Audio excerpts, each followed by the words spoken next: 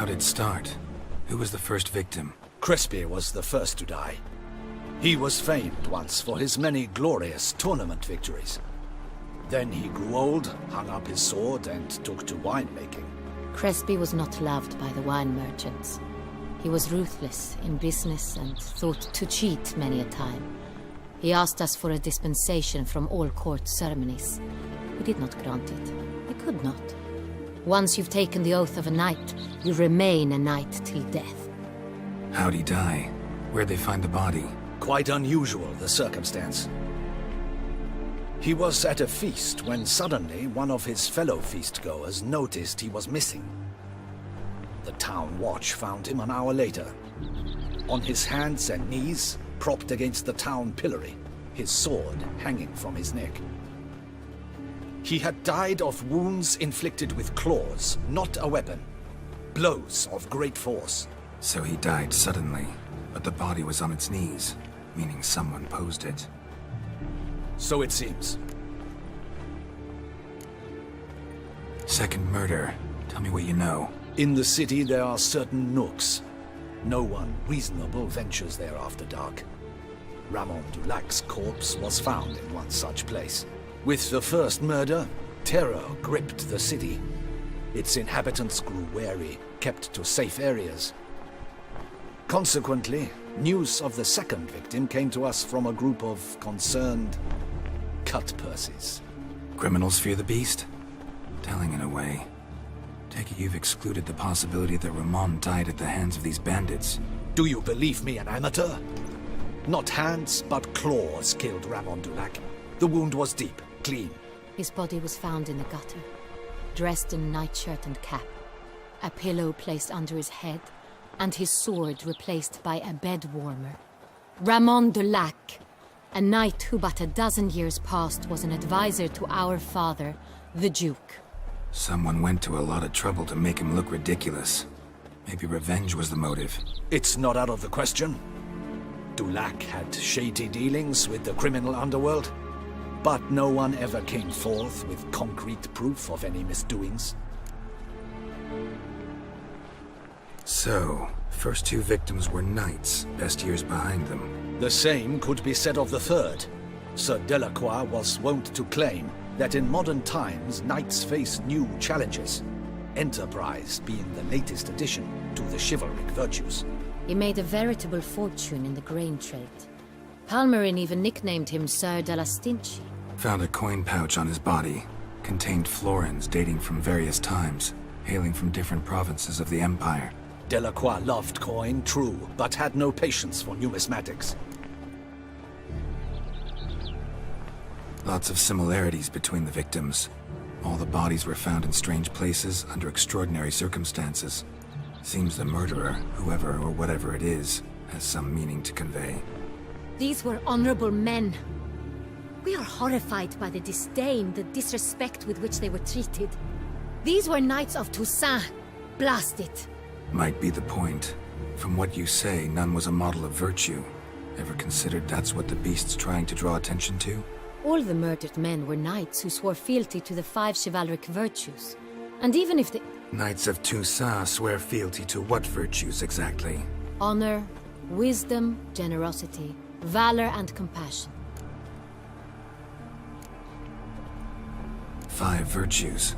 Why are they so important to your knights? Strange question. Your Grace, forgive me. I'm a foreigner trying to understand another land's customs. You are forgiven.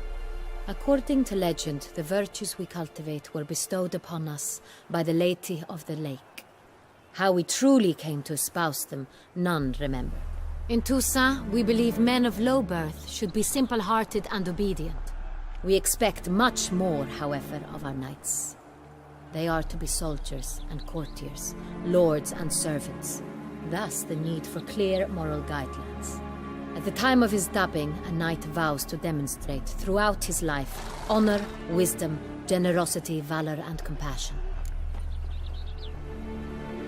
Beast seems to be pointing up moral decay, denouncing it. Victims were all humiliated. Might have been murdered to emphasize their lack of specific chivalric virtues. Honor compromised by the pillory. Wisdom by ridicule. Generosity by a coin pouch shoved down a throat. It seems to fit, true, though not perfectly. Can't discount the theory if it's on the lips of everyone in town. Say our reasoning's right.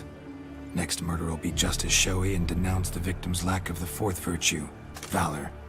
We can also assume that victim will be an elder knight. Let's think. At the moment, all the knights are either at the tourney grounds or in the palace gardens. Our annual hare hunt shall begin there shortly. Have you heard of the custom? Milton mentioned something. Seemed excited to prance around in a bunny costume. Not sure why. Hang on. Strange circumstances, a knight advanced in years, the famed cowardice of rabbits. Could it be that simple? Is Milton de Peyrac-Peyren the next victim? Milton also knew Delacroix. Told me so down by the river. Damien! To miss something so obvious. De Peyrac-Peyren, Crespi, Delacroix, and Delac formed a knightly team. It was years ago, but... They were a team? They were close friends, tightly knit, and as such earned the trust of our father, the Duke. We often witnessed him turn to them with delicate matters. Later, their paths diverged. Unlikely to be a coincidence. Beast must know it too. It's a lead, I'm sure. Your Grace, we need to find Milton, immediately. Rather problematic. You see, the garden entertainments are due to start, and he's disguised as the hare, hiding somewhere, waiting for some tipsy courtiers to find him. The hare's hiding place is a carefully guarded secret. We must call off the game, at once. First and foremost, we must remain calm. Damien, order the garden searched immediately, but discreetly. By no means can we disrupt the festivities. Panic will only incite the beast to strike sooner. And you, Witcher, follow me. My gardens, my night, I shall take the fall. A murder is out of the question. I will not allow it. Not near my palace. Horses? Ready our horses!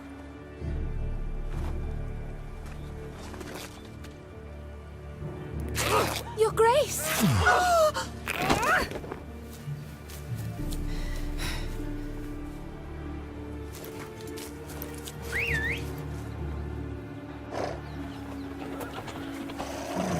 What the hell? Why, I should... Your Highness, Mind it doesn't get wrinkled. Onward!